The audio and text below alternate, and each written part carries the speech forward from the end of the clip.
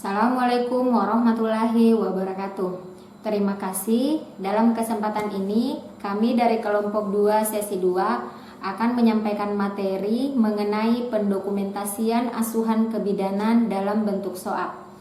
Namun sebelum saya menyampaikan materi ini, pertama-tama saya ingin menjelaskan terlebih dahulu mengenai RPS mata kuliah konsep kebidanan. Dalam mata kuliah ini bobotnya 4 SKS dengan 16 kali pertemuan, termasuk pertemuan ke-8 adalah UTS dan ke-16 adalah UAS. Nah, pada pertemuan kali ini saya akan membahas materi tentang pendokumentasian asuhan kebidanan dalam bentuk SOAP.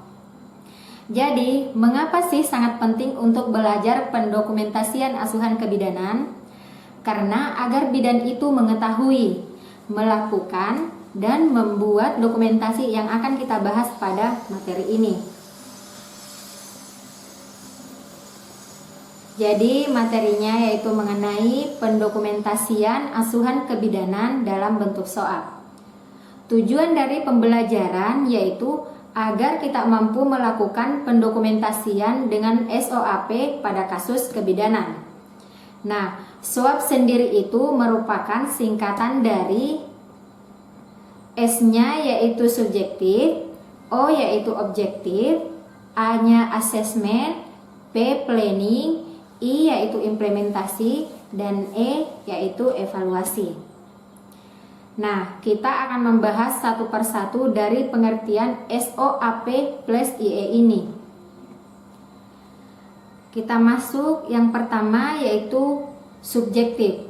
Jadi subjektif ini berhubungan dengan masalah sudut pandang pasien.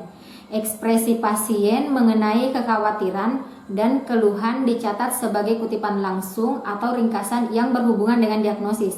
Dan data S ini menguatkan diagnosis yang akan kita buat. Kemudian objektif. Jadi objektif ini memberi bukti gejala klinis pasien dan fakta yang berhubungan dengan diagnosis. Nah, hasil dari observasi yang jujur, info kajian teknologi, dan apa yang diobservasi oleh bidan. Kemudian asesmen. Jadi asesmen di sini yaitu diagnosis yang ditegakkan berdasarkan data S dan O. Proses pengkajian adalah suatu proses yang dinamik dan mengikuti perkembangan pasien serta menjamin suatu perubahan baru yang cepat diketahui dan dapat diikuti sehingga dapat diambil tindakan yang tepat. Kemudian planning. Jadi planning ini membuat rencana tindakan sesuai prioritas untuk mencapai kondisi pasien sebaik mungkin. Kemudian proses ini termasuk tujuan dari kebutuhan pasien. Dan tindakan yang diambil dapat membantu pasien mencapai kemajuan dalam kesehatan dan harus bersinergi dengan rencana tim medis lainnya jika melakukan kolaborasi. Selanjutnya yaitu implementasi. Jadi implementasi ini untuk mengetahui masalah dan keluhan pasien. Kemudian harus disetujui pasien kecuali bila tidak dilaksanakan akan membahayakan keselamatan pasien. Selanjutnya pilihan pasien harus sebanyak mungkin. Dan apabila kondisi pasien berubah, planning mungkin juga harus berubah atau disesuaikan. Kemudian revisi. Nah, revisi ini yaitu komponen evaluasi yang dapat menjadi indikasi perlunya perubahan dari tindakan. Kemudian perubahan meliputi revisi diagnosis dan memodifikasi tujuan yang diharapkan. Jika diperlukan, target waktu untuk mencapai tujuan harus direvisi ulang. Nah, di sini kita bisa lihat pada bagian alur pendokumentasian. Di sini ada alur pikir bidan, kemudian dilanjutkan ke proses manajemen kebidanan. Setelah itu dilanjutkan ke 7 langkah Varney. Jadi 7 langkah Varney ini yang pertama yaitu pengumpulan data, kedua interpretasi data, ketiga antisipasi masalah atau diagnosa atau masalah potensial, keempat tindakan segera, kelima perencanaan, keenam pelaksanaan, dan yang terakhir yaitu evaluasi. Kemudian dari alur pikir bidan ini dilanjutkan ke pencatatan dari asuhan kebidanan. Kemudian dilanjutkan pendokumentasian asuhan kebidanan. Setelah itu masuklah ke SOAP.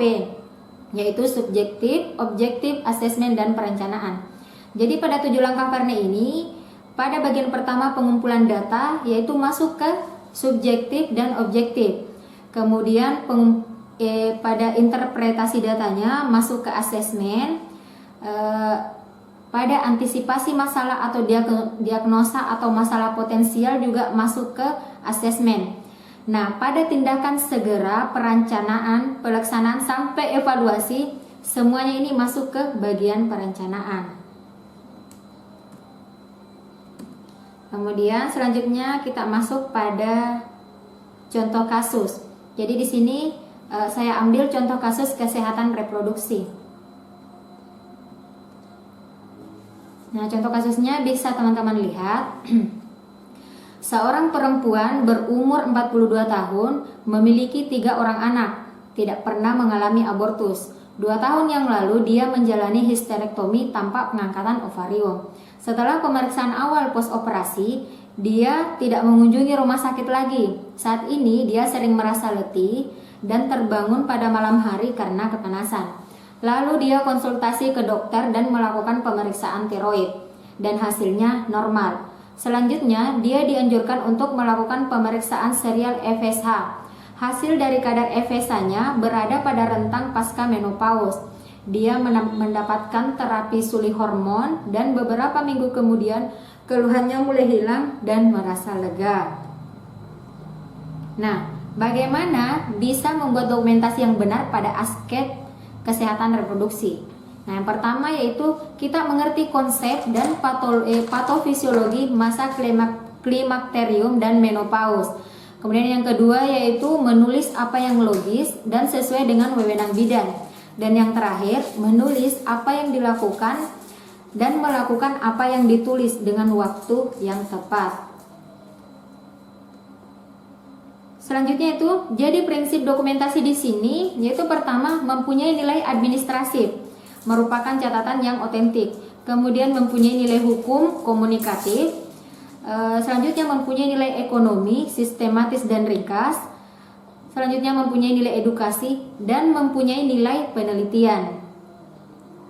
Nah, jadi dari dokumentasi di sini ada data subjektifnya, data objektif, diagnosisnya yang P3AOH3 dengan masa klimakterium pasca menopause, masalahnya yang hot flushes, planning rasional, implementasi dan evaluasi.